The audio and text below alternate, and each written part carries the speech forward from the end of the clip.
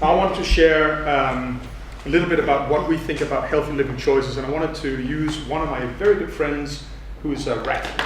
He's called Remy, and he features in one of our movies, and he said very, very eloquently, if you are what you eat, then I only really want to eat the good stuff. And I thought that sort of sums up some of our intention in this part of the business of us. We have made a long time ago a commitment to deliver on one vision, which is to inspire families through storytelling, imagination, fun and play to help them flourish and live well. So that sounds pretty grand.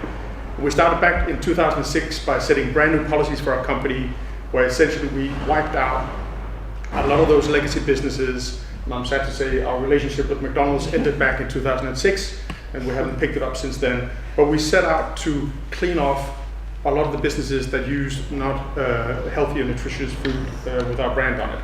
Many initiatives around the world has gone through since then. I'll share a few of them with you.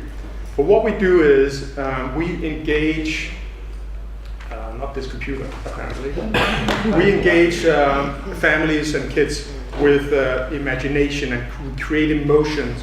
And often there are elements of education and even morale within it. And when we create a story, it's never just one simple story. There are layers upon layers within those stories, and they teach us something. There's quite often a morale. They shed light on something important, often in a societal topic, and most often that is designed to encourage us to do something, or at the core, change a behavior. And I brought along the example of Bambi, which is a very, very old movie of ours, and it's very often referred to as one of the first environmental movies that were designed to educate kids and families about the environment. We've made many since then.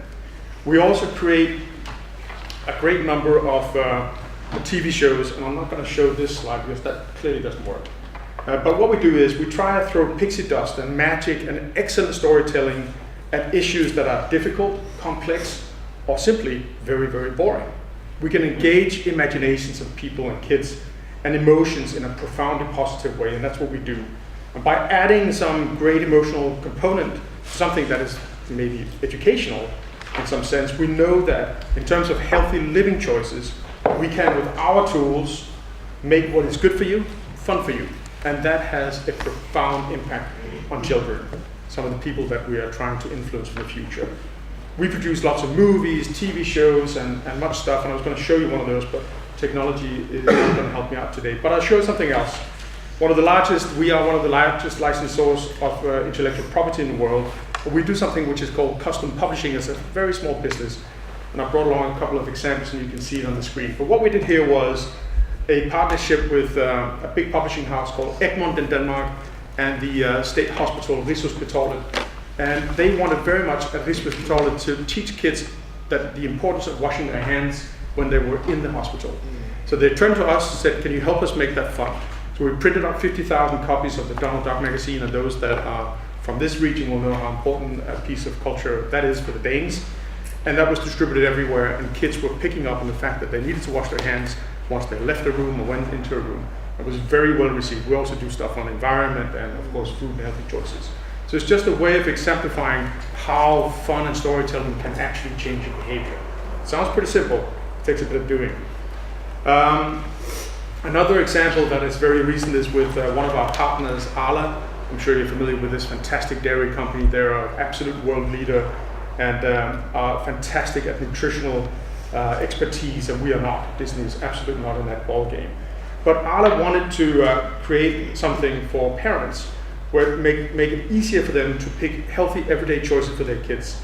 And they wanted to do this without sort of pointing fingers and instructing people what to do.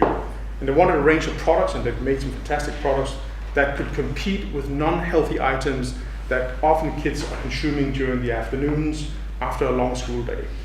So they created those, and all those products you see up here on the screen are best in class in terms of fat, sugar, and salt.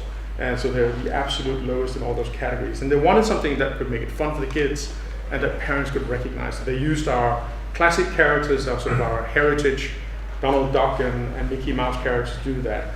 And we could sort of slowly but slightly nudge the kids towards making that choice more easily rather than picking up the unhealthy choice that they might have at home. So we've done that, and that's a very successful enterprise. I don't know if I have time, but I'd love to show you a little piece of content. And then I don't have time. But that's a shame. You'd love it. But I think that's a cliffhanger for you. So find Casper during lunch break. I'll return horribly.